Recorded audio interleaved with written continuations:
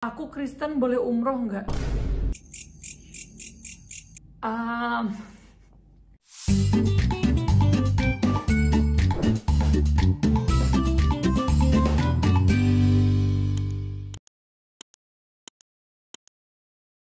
Hai semuanya, Assalamualaikum warahmatullahi wabarakatuh. Masya Allah sekali ya, video kali ini saya persembahkan untuk teman-teman yang muslim ya. Karena kebetulan kemarin Alhamdulillah aku habis umroh sekitar bulan April. Bukan sekitar, memang di bulan April. Jadi aku mau ngadain sedikit Q&A ya. Ini udah aku persiapkan dari kemarin sebenarnya. Like, I'm so sorry aku baru bisa membuat videonya sekarang, tapi aku udah menampung pertanyaannya dari kemarin-kemarin. But before that, make sure you support me by subscribing to my channel dan nyalakan notifikasinya, jadi kalian selalu tahu kalau ada video baru dari aku. Sebelum masuk ke pertanyaannya, jadi aku itu umroh di bulan April, lebih tepatnya beberapa hari sebelum Lebaran, jadi masih di bulan Ramadan gitu. Dan aku Lebaran di sana juga. Kalau buat lebih detailnya lagi, sebenarnya nggak detail banget, tapi kalau kalian mau lihat perjalanan aku ada vlog waktu di Mekah dan Madinah, itu ada 2 part. Silahkan tonton di channel aku dulu. Siapa tahu ada pertanyaan yang kalian mungkin tidak aku jawab di sini, tapi sebenarnya sudah aku sedikit jelaskan di video itu, atau kalian penasaran bagaimana sih kegiatan di sana selama puasa dan Lebaran, bisa langsung cek ke video itu ya. Now let's start from the very first question. Aku penasaran, apa di sana panas nggak, kata kakak? Panas apa menurut kakak? Oke, jadi aku kan kemarin kesana itu pas bulan April ya, which is belum musim panas. Jadi menurut aku tidak sepanas itu sih, somehow kayak 11-12 sama Indonesia. Karena kan kita juga keluar rumah panas ya, apalagi kalau di bawah terik matahari itu bisa membuat gosong. Sebenarnya di sana kurang lebih sama, cuma bedanya di sana itu pas subuh itu malah bisa dingin banget sampai yang 14 atau 16 derajat ya. Kalau di sini mungkin subuh tuh masih di atas 20 derajat gitu. Nah, tapi ya nggak tahu kalau musim panas sama musim dingin itu pasti lebih ekstrim lagi sih cuacanya. Next, selain perlengkapan ibadah, kira-kira barang apa aja yang harus banget dibawa kalau lagi umroh? Jadi berdasarkan pengalaman aku ya, ini berdasarkan yang aku list waktu itu aku bawa, dan akhirnya aku memikirkan kayak, oh kayaknya aku nggak harus bawa ini gitu. Aku membuat listnya. Yang pertama adalah sendal jepit yang ringan dan gampang dimasukin ke tas. Jadi kita itu kan nanti keluar masuk masjid, baik di Nabawi ataupun di Masjidil Haram di Mekah, itu kan nggak bisa ditinggal di depan pintunya ya. Dalam artian kita masuk lewat pintu itu, belum tentu kita keluar di pintu yang sama. Jadi emang jaga-jaga kita harus bawa sendal kita sendiri. Jadi prepare kantong plastik juga atau kresek, terus dimasukkan ke dalam tas gitu. Kemudian bawa tas ransel kecil atau selempang yang bisa buat dimasukin sendal. Jadi kalian harus tes dulu sebelum berangkat, tas kalian itu muat dimasukin sendal itu apa enggak. Nah, selain secara ukurannya bisa buat dimasukin sendal, tasnya itu juga sebenarnya nanti perlu buat kalau kalian mau bawa botol minum atau mau bawa hand sanitizer mungkin, atau benda-benda lain yang buat kalian bawa di tas gitu. Aku sama keluargaku sih pribadi tidak membawa dompet kemana-mana, cuma bawa uang cashnya aja, kayak di kantong apa di mana, beberapa lembar seperlunya aja. Terus yang kayak paspor, KTP gitu-gitu biasanya kita tinggal di brankas. Kan di hotel biasanya ada brankas tuh, biar aman, karena takutnya kececer terus kayak tidak bisa pulang, itu lebih berbahaya ya teman-teman. Jadi lebih baik dia di tempat yang aman. Di tas itu ya udah, kan kita juga bisa dari Indonesia dikasih ini kan, Travel Indonesia itu suka banget ngasih apa namanya, lanyard atau nentek gitu, yang mana itu udah ada identitas kita. Karena FYI ya, itu tuh dari negara lain tuh nggak banyak yang pakai kayak gitu. Jadi most likely yang pakai nentek itu orang Indonesia. Ini TMI aja sih, cuma ya itu identitas kita udah di sana, jadi gak usah khawatir kalau nggak bawa KTP kalau menurutku, daripada hilang. Selanjutnya, bawa mukena traveling yang kecil aja, yang kecil, yang ringan. Sebenarnya ini untuk dipakai ke luar kamar hotel tuh jarang, jujur aku nggak pernah pakai mukena untuk sholat di Nabawi ataupun di Masjidil Haram ya, karena aku pakai baju yang sudah menutup aurat aja tuh udah nggak perlu pakai mukena. Dan orang lain, jemaah dari negara lain itu tuh nggak pakai mukena buat sholat, cuma orang Indo atau mungkin Malay dan sekitarnya itu yang pakai mukena. Cuma ini tuh aku saranin buat bawa buat jaga-jaga aja, kalau misalnya ada suatu halangan yang membuat kalian malah jadi nggak bisa ke Masjid Nabawi atau Masjidil Haram saat itu, jadinya bisa pakai mukena itu aja. Tapi kalau nggak mau dibawa juga nggak apa-apa, asal make sure bajunya sudah menutup aurat sesuai syarat sholat ya teman-teman. Kemudian bawa baju sesuai jumlah hari, atau ya kalau baju ini sebenarnya ya dipersonalisasikan ke diri masing-masing aja. Misalnya kalian pergi tuh 9 hari, ya udah dikira-kira aja kalian berarti bawa baju yang bisa buat dibawa ke masjid atau mau bawa keluar itu 9 piece Ntar ditambahin juga kayak baju tidur, beberapa piece gitu. Terus jangan lupa juga yang buat melengkapi hal-hal lainnya, misalnya legging, manset, hijab. Pokoknya disesuaikan aja sama kebutuhan kalian. Nah selanjutnya untuk bajunya itu sendiri, kan kalau yang perempuan pakai baju gamis tuh mostly, karena kayak kita nggak bisa pakai celana di sana ya teman-teman. Tapi kalau rok juga ini lebih ke orang-orang sana emang nggak ada yang pakai rok sih, mostly emang bener-bener gamis gitu. Nah buat gamisnya itu sendiri aku saranin banget kalau kalian tidak berangkat di musim dingin atau di cuaca yang dingin, mending pakai yang ringan-ringan aja karena bisa menambah beban koper gitu loh kalau misalnya bawa bahan baju yang ribet atau tebel atau berat gitu. Cuma kalau yang musim dingin kan mau nggak mau harus pakai baju yang bisa menghangatkan dan biasanya itu agak tebel ya. Nah jadi disesuaikan aja, soalnya kemarin tuh aku ada kebawa baju yang lumayan berat dan itu membuat aku agak menyesal kenapa aku bawa baju ini gitu. Dan aku saranin banyakin baju hitam deh kalau mau ngelebur sama orang-orang sana ya, karena orang-orang sana tuh beneran banyak banget yang pakai full hitam. Terus untuk hijabnya sendiri itu aku saranin banget buat pakai khimar atau apa ya bilangnya, hijab instan yang langsung nutup sampai dada atau mungkin sampai pantat gitu, karena itu tuh lebih aman aja rasanya buat sholat gitu, kayak pasti udah menutup aurat kita insya Allah. Tapi kalau misalnya kalian mau menghemat dan tidak mau beli khimar baru dan tidak ada pinjaman gitu, ya pakai pasmina atau hijab square gitu juga gak jadi masalah sih di sana, karena jemaah lain tuh yang dari luar Indonesia gitu juga ternyata banyak. Aku tuh juga baru tahu ternyata orang di sana tuh juga banyak yang suka iket-iket hijab kayak kita di sini gitu loh. Cuma ya tetap aja kalau menurut aku sih mendingan pakai khimar biar lebih apa ya, sholatnya tuh jadi nggak kayak ya Allah aku udah bener belum ya nutupnya gitu. Terus aku saranin juga bawa handsock, atau handsock ya yang kayak manset tapi lengan doang gitu. Kurang lebih bawa aja 2 pasang, misalnya satu hitam satu putih atau dua-duanya hitam, tapi ya buat satunya dipakai terus, satunya lagi cadangan misalnya gitu kan. Itu biar aman aja sih, supaya kadang kan tangan ini perlu ditutup ya kalau buat sholat, takutnya tersingkap-singkap oleh lengan baju kita. Jadi buat lebih yakin aja kita pakai itu. Selanjutnya kaos kaki panjang minimal 2 pasang menurut aku. Ini sebenarnya 2 pasang tuh cuma kalau misalnya jaga-jagain satu kotor. Tapi kalau kalian orangnya setiap hari mau ganti kaos kaki juga boleh sih, kayak terserah. Tapi kurang lebih gitu. Aku rekomen juga kalau bisa pakai yang ini, kaos kaki yang ada sekat di jempolnya sama jari lainnya itu loh, karena kan kita bakal sering banget pakai sendal di sana buat bolak-balik ke masjid dan ke hotel dan kemana-mana ya. Jadi akan lebih nyaman kalau bisa menjepit sendalnya, karena aku kemarin pakai sendal jepit tapi kaos kakinya ya tidak ada sekatnya, jadi agak kayak nih gitu ya, kan mengerti lah ya maksud saya ya. Terus kan biasanya kalau pakai kaos kaki itu kita kalau mau wudhu harus dibuka dulu gitu kan, dilepas terus dikantongin apa gimana gitu. Kalau kalian gak mau ribet itu bisa pakai kaos kaki wudhu, jadi searching aja di Shopee atau di Google apa di mana lah kaos kaki wudhu itu. Jadi nanti tinggal dising-singkan doang, ibaratnya kayak kita kalau pakai lengan kan tinggal buka kancingnya terus kayak dising-singkan ke atas gitu kan. Nah itu juga jadi tinggal dising-singkan ke atas kaki ya, dan kita nggak perlu ngelepas kaos kakinya, itu udah cukup membantu sih. Nah kemudian buat kalian ini sebenarnya kalau buat yang pakaian insya Allah kurang lebih itu ya. Kalau misalnya ada yang ketinggalan dan menurut kalian penting bisa tulis aja di kolom komentar. Nah selanjutnya ini untuk hal-hal lainnya. Kalau kalian penyuka pedas, penyuka sambal seperti saya ini, jangan lupa untuk membawa saus sambal atau cabai bubuk kayak atau sambal goreng apa aja lah sejenisnya, karena jujur di sana makanannya tidak pedas teman-teman, tidak pedas, yang lebih condong ke bukan manis tapi kayak rempah gitu loh. Most of them juga rata-rata kayak agak hambar tapi rempahnya tuh kayak berasa banget gitu. Nah jadi jangan lupa untuk membawa itu, karena kalau nggak ada itu kayaknya kemarin aku tidak survive.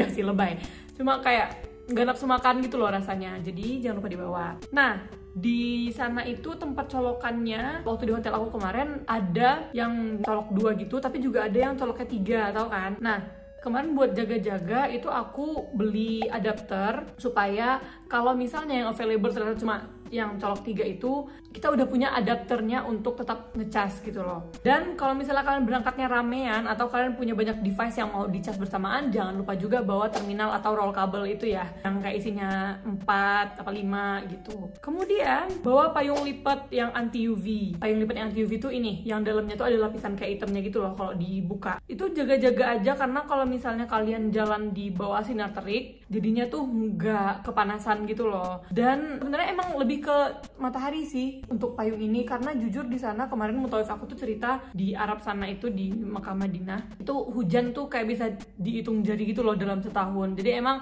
most likely kalian tidak akan menghadapi hujan, tapi panasnya itu agak membuat gosong. Jadi daripada kalian gosong, mending pakai payung dan kacamata hitam juga biar nggak silau. Terus aku juga merekomendasikan botol lipat ya teman-teman, yang kayak bahannya dari silikon itu. Di sana sebenarnya kan memang disediain gelas plastik gitu buat ngisi ulang air zam-zam, tapi kan agak bolak-balik ya ke dispensernya itu. Jadi better pakai botol sendiri, kan bisa isi banyak dan itu bisa buat prepare beberapa jam atau beberapa waktu lah buat kalian minum. Jadi tuh puas gitu loh minum air zam-zamnya di sana. Terus kalau aku juga prepare tisu kering, tisu basah, terus obat-obatan. Ya kalau ini lebih ke prepare aja ya, kayak obat mah, terus tolak angin, terus koyo atau painkiller, Hansaplast, betadine, terus obat tetes mata, inhaler, minyak angin, roll on yang kayak fresh care gitu. Itu dibawa aja karena jujur saya tidak tahu kita di sana akan gimana.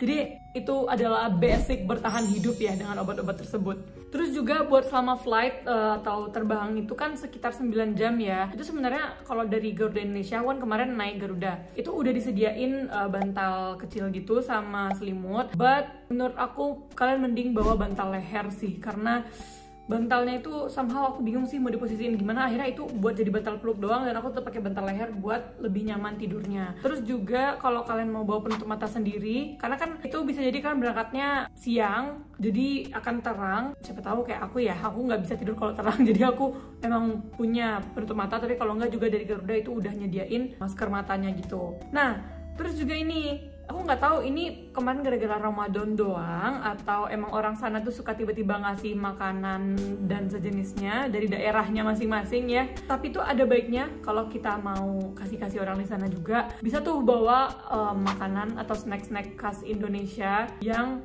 bisa dibagiin, kayak misalnya permen kopiko atau apa kayak gitu. Jadi tenang gitu loh ngebagiinnya, kan itu nggak mahal juga ya. Ini cuma sekedar saran, kalau nggak dibawa juga nggak apa-apa, nggak masalah. Aku juga kemarin nggak prepare.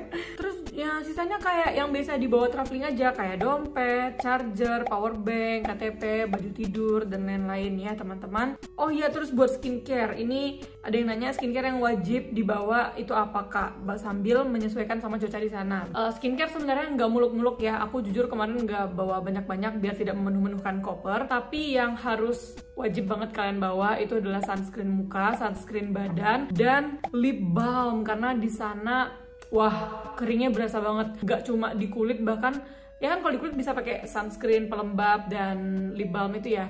Tapi hidung aku sendiri aja kemarin tuh berasa banget keringnya sama udara sana, yang aku nggak tahu emang di sana tuh sekering itu apa pas musim itu aja yang sekering itu. Padahal dia nggak panas, cuma kering aja. Jadi itu wajib banget dibawa. Nah selain itu ya tinggal disesuaikan aja sama step-step skincare kalian. Kalau aku sih kemarin bawa toner, bawa pelembab, bawa sunscreen, bawa obat total jerawat buat night skincare-nya, lip balm, sama sabun cuci muka, sama cleansing balm sih buat double cleansingnya aja.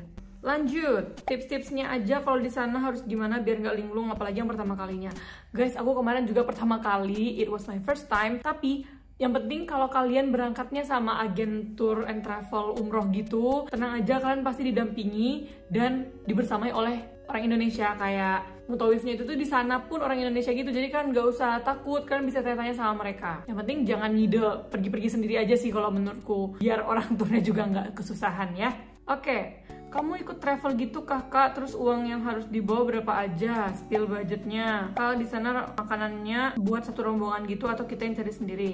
Oke, jadi kemarin aku berangkat sama travel agent umroh gitu, tapi aku berangkatnya itu ambil yang tour private, jadi isinya cuma keluarga aku doang ber-13. Beda ya sama umroh yang biasa yang emang kita barengan sama orang-orang lain. Dan ini tuh aku umrohnya di peak season. Kenapa peak season? Karena itu bulan Ramadan yang kalian tahu keutamaannya itu lebih tinggi untuk umroh di bulan Ramadan daripada bulan-bulan lainnya, dan udah di malam-malam Lailatul Qadar juga akhir-akhir itu. Jadi emang budgetnya agak mencekik ya, ini lumayan mahal. Jadi aku kemarin itu sekitar 60 jutaan buat 9 hari. Tapi please jangan kaget karena emang sebenarnya tuh nggak semahal itu kalau kalian ngambil yang biasa dan tidak di peak season. Dan juga hotel-hotel tempat nginepnya itu di Mekah maupun di Madinah memang hotel yang deket banget sama Masjid Nabawi dan Masjidil Haram. Jadi itu sangat mempengaruhi harga ya teman-teman. Nah, sebenarnya banyak banget pilihan lain kalau misalnya kalian mau ambil tarif yang lebih murah, karena memang pasarannya itu umroh setahu aku sekitar 30-an rata-rata. Aku nggak tahu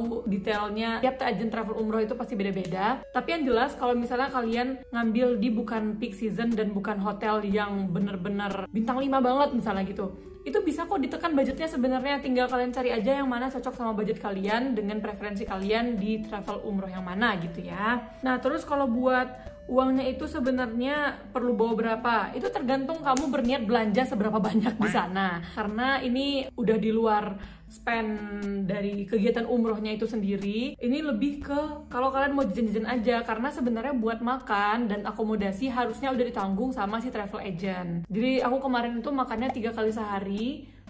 Setelah yang Idul Fitri, kalau yang Ramadan kan 2 kali tuh, waktu sahur sama waktu berbuka. Tapi yang jelas itu udah disediain sama hotelnya. Seingatku kemarin aku tuh nge-spend sekitar 3 juta buat beli oleh-oleh dan jajan-jajan di sana. Jadi amannya menurut aku kalian budgetin 3-5 juta kali ya buat spend di sana. Semoga bisa lebih hemat. Tapi semuanya itu emang kembali ke diri masing-masing aja sih. Kemudian harus pakai cadar di kawasan tertentu kah? Enggak, di sana tuh nggak ada kewajiban buat pakai cadar kok, karena setahu aku juga sebenarnya menutup muka itu bukan bagian dari aurat yang harus ditutup ya. Cuma memang banyak sih yang pakai, tapi balik lagi kalau nggak mau dipakai nggak apa-apa, nggak ada yang mewajibkan. Next, aku Kristen boleh umroh nggak?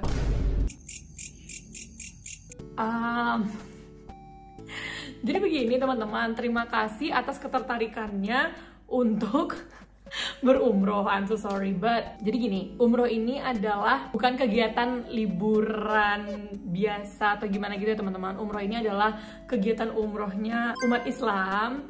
Ini kegiatan ibadah, dan sebenarnya juga di kawasan Masjidil Haram itu tidak diperbolehkan umat non-muslim untuk masuk, jadi tetap nggak bisa umroh. Lagi sebenarnya umrohnya juga nggak bisa, tapi kayak kalau kalian mau jalan-jalan ke Arab ya bisa, asal tidak di daerah-daerah yang dilarang. Cuma ya aku nggak tahu. Ya jadi intinya tidak ya teman-teman. Pengalaman yang paling berkesan ketika umroh, oke, kalau menurut aku sendiri itu adalah waktu Idul Fitri. Jadi waktu Idul Fitri itu aku ngelihat banyak banget ibu-ibu atau anak-anak juga itu abis sholat id ngebagi, atau bahkan dari malam takbiran itu udah mulai ngebagi-bagiin kayak permen atau kue yang mereka punya gitu kan, kayak ngucapin Eid Mubarak gitu ke orang-orang sekitar termasuk aku. Terus itu kayak membuat oh my god lucu banget, kayak I'm so sorry I need to compare it with this, tapi rasanya tuh kayak Halloween versi Islam gitu loh kan. Kalau misalnya kayak Halloween yang aku tahu kan biasanya tuh ngebawa-bawain apa kayak nyediain permen terus yang trick or treat gitu-gitu kan, tapi ini tuh itu kan bukan budaya kita ya teman-teman. Nah yang ini tuh rasanya kayak oh my god lucu banget, kita nggak kenal tapi kita saling memberi gitu. Itu berkesan banget sih. Nah tapi kesan yang lain yang tapi ini sebenarnya rada membuat frustrasi ya, itu komunikasi di sana itu nggak lancar teman-teman.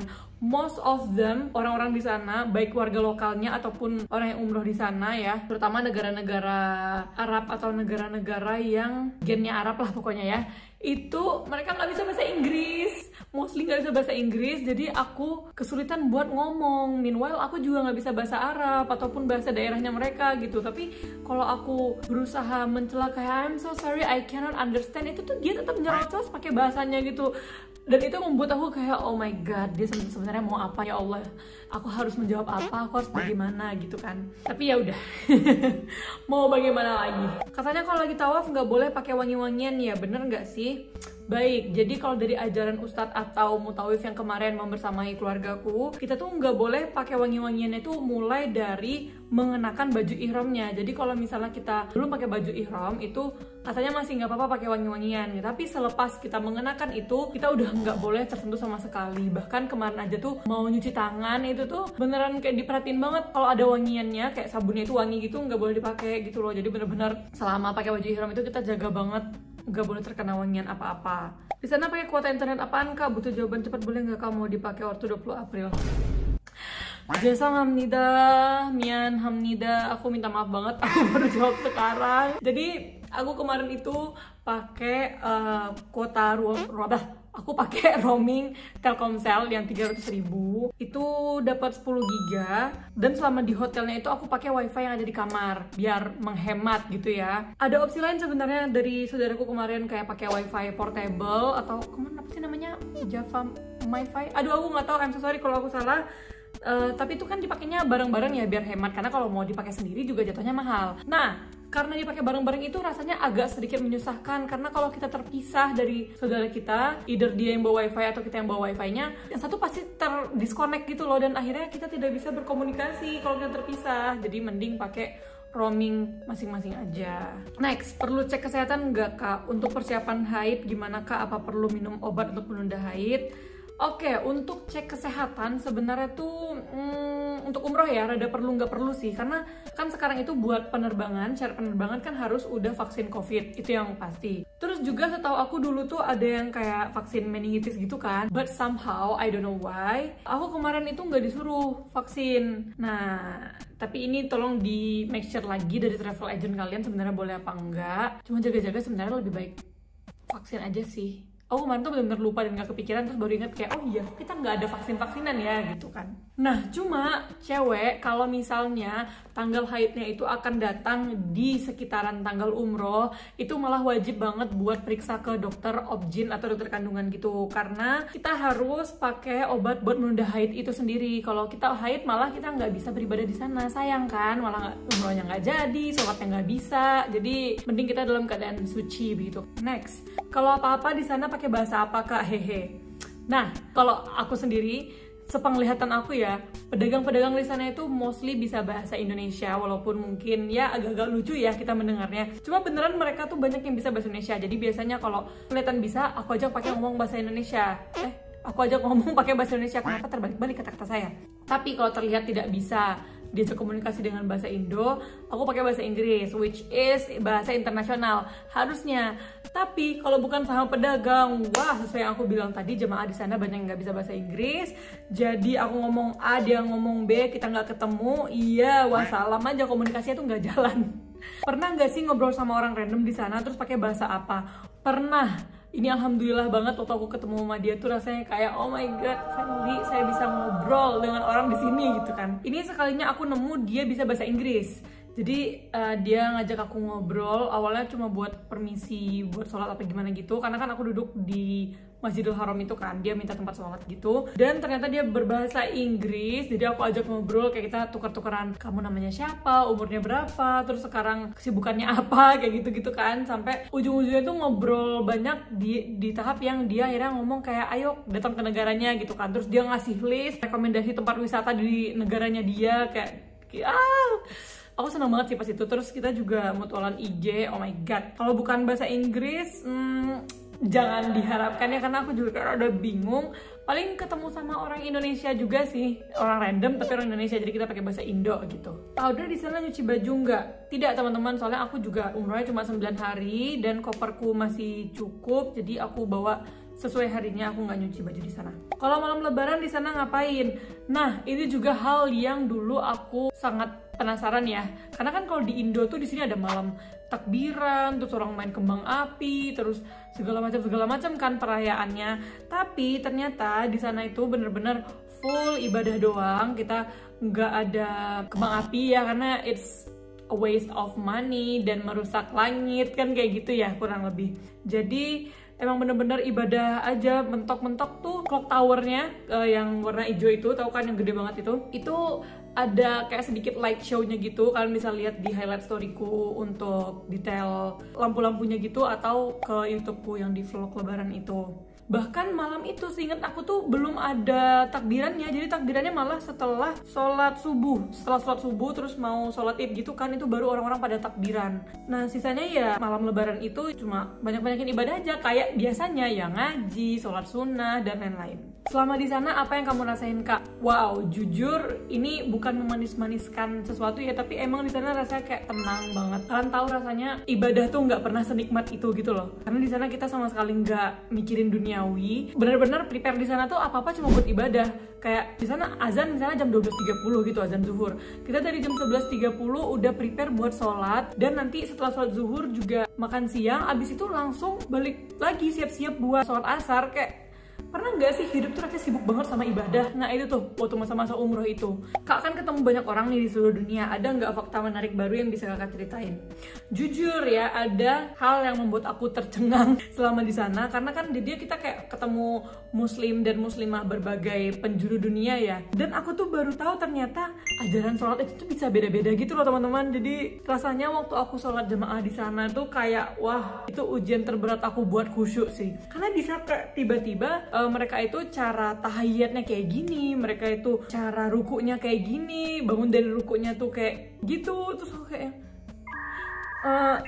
berusaha menenangkan diri kayak ya udah kamu tolong fokus sholat aja dengan gerakan yang kamu pahami, nggak usah dipikirin gerakannya orang. Tapi sebenarnya itu dari hati terdalam aku agak ya Allah, aku bingung kenapa kok bisa beda-beda gini. Next, doa-doa apa aja yang harus dihafalin dari sekarang Kak? Teman-teman, sejujurnya aku juga nggak sempet nyiapin macam-macam, ngafalin doa macam-macam buat umroh karena waktu itu sedang disibukkan duniawi. Ya Allah, mohon maaf. Tapi nggak usah bimbang, alhamdulillahnya prosesi ibadah umroh itu hampir nggak ada doa wajibnya gitu loh. Dan selama tawaf sama sa'inya itu tuh juga mostly doanya tuh dibimbing terus aku sama mutawifnya di sana. Jadi kita pakai earphone, ya kayak earphone gitu, terus tinggal ngikutin ucapan mutawifnya doang gitu loh. Tapi kalau emang mau lebih afdol sih sebaiknya emang menghafal. Mungkin kalian bisa beli buku panduan umroh gitu-gitu. Sebenarnya waktu manasik juga diarahin sih, kalau dari travelku ada PowerPoint-nya gitu, ini doa waktu kapan, doa waktu kapan, itu boleh banget buat dihafalin. Nah tapi selain itu ya, minimal menurut aku yang wajib banget dihafalin itu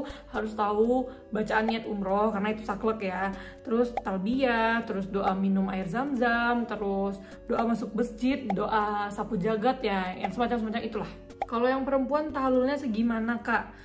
Kalau aku nggak salah tuh ya, yang kalau cewek itu kurang lebih 1 ruas jari, atau kalau mau amannya kayak rambutnya tuh digulungkan ke tangan terus baru digunting agak dilebihin banyak gitu. Cuma buat lebih detailnya lagi, karena saya takut salah arahan, bisa ditanyakan saja ya teman-teman waktu manasik ke travel umrohnya gitu. Kak, gimana rasanya ketika tawaf? Wah, jujur ini momen terbanjir ternangis aku selama proses umroh sih. Karena kayak apa ya, pertama kali ngelihat Ka'bah itu dari masuk ke Masjidil Haram, masuk ke dalam Masjidil Haram, terus ikut tawaf, itu bener-bener yang kayak wah, perasaanku campur aduk banget antara bahagia, bersyukur, terus juga nggak percaya bisa ngeliat ini langsung di depan mataku yang biasanya cuma aku lihat di foto atau di sejadah apa di mana gitu kan. Terus tiba-tiba kayak apa ya, timbul rasa bersalah yang banyak banget di tahap yang aku ngerasa kayak ya Allah, hamba itu banyak banget dosanya, tapi kok engkau masih baik, masih baik banget untuk mengundang hamba ke sini dan segala macam gitu. Kayak apalagi waktu lagi proses tawafnya itu, karena doa itu bener-bener yang rasanya air mata tuh kayak nggak berhenti gitu loh, karena aku mohon ampun, aku minta ini, minta itu. Ditambah lagi ngelihat orang lain yang tawaf juga tuh ada yang nangis juga kan. Aku tuh kayak yang padahal tadinya kayak udah tenang, terus ngeliat orang nangis jadi yang kayak ikut nangis lagi. Apalagi waktu tawaf kedua yang aku udah mau pindah dari Mekah ke Madinah kan, itu kan karena agak sepi, aku jadinya bisa megang Ka'bah. Wah, itu sih lebih parah nangisnya, kayak yang aduh nggak tahu lagi deh, itu semuanya aku curahkan di sana. Wah, kalian gejolak emosinya akan terasa sih kalau kalian udah di sana. Kak, untuk pakaiannya gimana ya? Mungkin di sana ada peraturan gitu nggak Kak? Ini aku ngomongnya dari POV cewek ya, aku nggak tahu kalau cowok. Yang penting itu menutup aurat, terus sopan, dalam artian ya pakai baju yang aku arahin tadi kayak gamis kayak gitu atau abaya, dan jangan pakai celana ya teman-teman, karena emang cewek di sana tidak lazim pakai celana, dan nggak boleh buka hijab di depan umum. Jadi ya tetap menutup aurat. Kak, kalau sa'i itu bener-bener harus lari-lari kecil, nggak boleh jalan sebentar atau gimana ya Kak? Yang lari-lari kecil itu cuma cowok teman-teman, dan itu pun hanya sepanjang di garis atau lampu hijau yang di dekat Bukit Safa. Jadi kalau cewek itu cuma disuruh jalan cepat aja, dan bahkan sisanya selain bukan di sepanjang garis hijau itu tuh ya udah jalan biasa aja gitu. Apa harus bisa bahasa Arab kalau mau umroh Kak? Aku bahasa Inggris aja nggak bisa. Enggak kok, tenang aja. Di sana kamu mau bahasa Inggris pun sebenarnya juga seperti yang aku bilang tadi nggak selalu menolong. Apalagi kalau harus belajar bahasa Arab baru ya, kalau kamu udah punya basicnya alhamdulillah, kalau nggak ya nggak harus, nggak ada kewajibannya.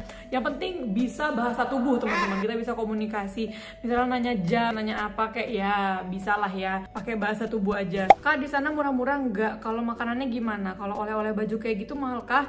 Jadi ini sebenarnya tergantung dari POV-nya ya. Kalau kita lihat dari kurs uang kita, rupiah, jatuhnya mahal sih. Karena gini, misalnya ada mie ayam dijual 25 rial.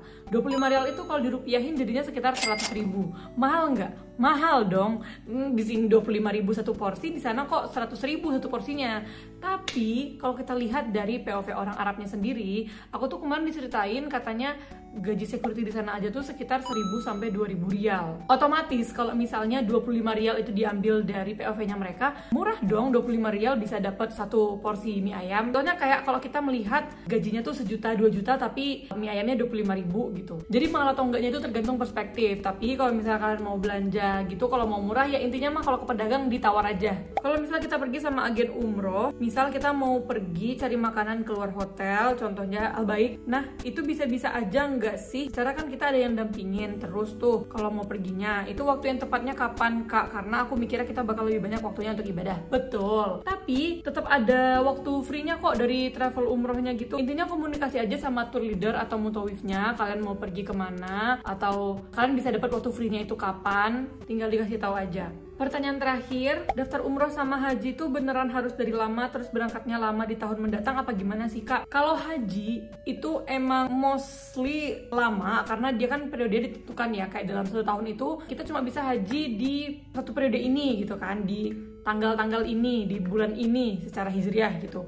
Tapi kalau umroh itu mau kapan aja tuh bisa karena dia nggak ada waktu tertentu, mau di musim dingin, mau musim panas, mau bulan ini, bulan itu bisa. Yang penting kalian udah punya duitnya aja gitu, udah ada uangnya, terus ikut ke slot travel umroh yang mana gitu. Dan haji sendiri sebenarnya bisa sih kalian daftar tahun ini terus haji tahun ini, tapi itu rada mahal. Itu hitungannya kalau nggak salah namanya haji furoda atau apa gitu. Itu emang lebih mahal karena ya silakan cari tahu sendiri. Tapi intinya kalau umroh tuh mah bisa kapan aja.